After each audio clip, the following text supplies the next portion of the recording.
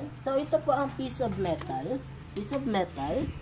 Ito naman po ang flintstone. Flintstone po or buhay na bato. Makikita around their village and sa mga ilog po. And ito naman po, wild cotton po nila or yung lublob na tinatawag po nila. So, sila rin po ang gumagawa nito mula po sa bunga po ng palm tree. Wild palm tree.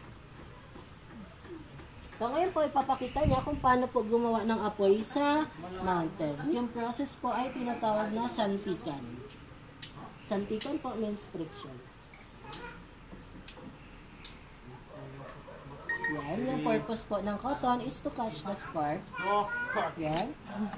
Kapag may nakita na po kayong usok, ibabalot niya po sa dried grass. And ihipan lang po hanggat sa lumabas po yung apoy. Utang ang base na. Sabi siya sa posporo. Apoy. Apoy.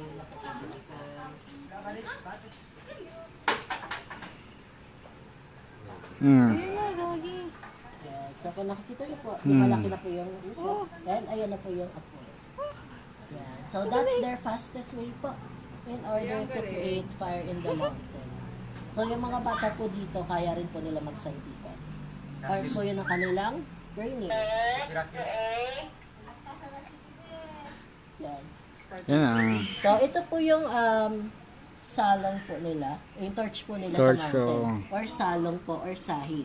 So, inside of this is a sap of wild pili. So, naniniwala po sila na yung usok po nito can drive away bad spirits and bad luck. And ginagamit din po nila ito pang aromatherapy and insect repellent. Panggamot din po sa headache.